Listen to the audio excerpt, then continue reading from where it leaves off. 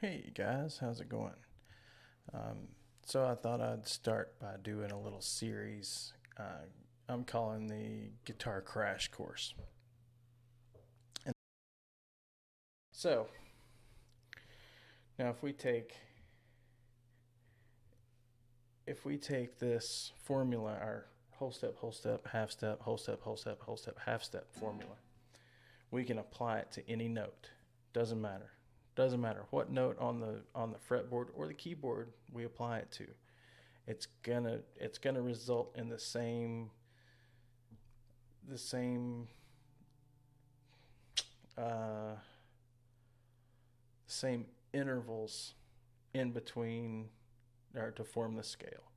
It's going to be different note values, but it's going to sound. Everyone is going to sound a similar pattern. If I hope that makes sense. So if we take our C note, which is third fret A string, so we can count that off. A sharp, B, C, right? A sharp, B, C. That's or A sharp, B, C. There we go. So if we wanna walk up the scale, and we're just gonna walk right up the A string. Let me pull this down a little bit so you guys can see, so I don't have to move around so much. So C, that would be a C sharp. There's our D. So we're thinking do re mi, right? The old Julie Andrews song, do a deer, female deer, right? Do or C, D,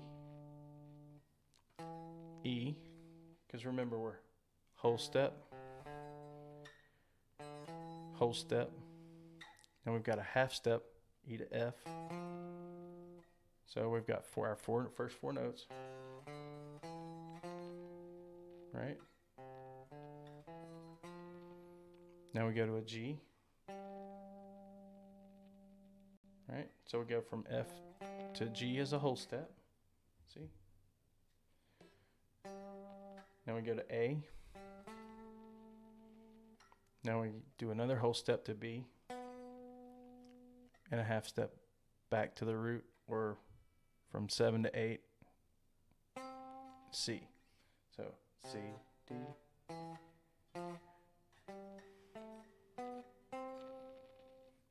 Sound familiar? I'm sure a lot of you guys know this. You probably are familiar with it, but you may not know what you're playing. So here's what you're playing and why you're playing it, and uh, eventually we're gonna get into how to use some of this other stuff in different ways. So anyway, so there's our C major scale on the A string.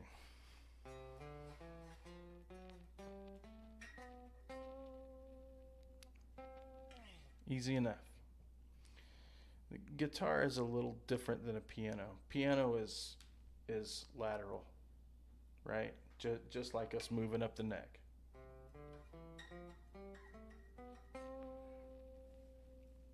A guitar, we have two axes. So we have horizontal and vertical. So we can do this, we can do that same scale by several different patterns. Same notes. We're just using different strings. So this is part of what makes a guitar more difficult to learn, because we have to think two ways. We have to think vertical, up and down, and horizontal, right and left, right? Or up and down the neck. So this is kind of makes it a little more of a challenge of an instrument right over, say, a piano, or um, you know some of the other instruments. So now we've formed that scale, right? We can apply that to any note, same formula. So we'll go back to our little keyboard here. Say if we want to do the D major scale, we're just going to apply that same formula. So we go from D to D. We need a whole step from the first to the second. So we've got D to E. That's our first one. So I'm just going to write this down here. So we got D, E. You can't see that. Let's move it over a little bit. We've got D to E. Okay. Yeah, you can see that. All right. Now we need a whole step between our second note and our third note, right? Because we're following this formula up here. So we go E to F. Well, that's only a half step. So what do we do for that? Well, we've got to make it a full step. So we have to use that black key. That's going to be, it's an F sharp. Okay. So now we have our D, E, F sharp. And we got a half step between the third and the fourth. Right up here. So we go from F sharp to G. Okay. And now we go a whole step, because that's what our formula says. So we go from G to A, because we're skipping that G sharp. All right, D, E, F, G, A. We're getting there. So we've got another whole step. So we go from A to B. D, E, F, G, A, B. We've got the sixth.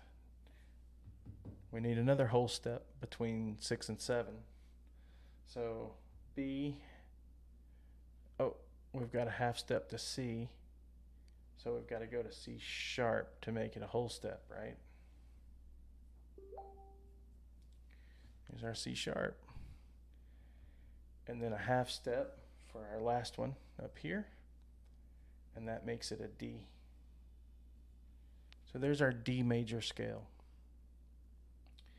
And like I said, you can apply this to any note on the keyboard or guitar. Follow that pattern and you will have a major scale. So since we started on C before, there's our D. D, E, F sharp, G, A, B, C sharp, D. And feel free, we're starting on the 5th fret. 5th fret A string is D. Then up to the 7th fret on the A string, that's an E. We can check that with that note. With our D, we can also check it with our open D, E, F, F sharp. Well, there's an F sharp. There's another F sharp. We know that because we know the E strings, right? There's our G. We also have an open G right below it. G, A, right? We can check that with our second or our 5th string. A, B. Guess what? Our second string is a B. B. C sharp. It's our 2nd fret on our B string. Let's see, where was I? And we're back to our D. And we can check that with our open D there. So there you go. That's constructing scales.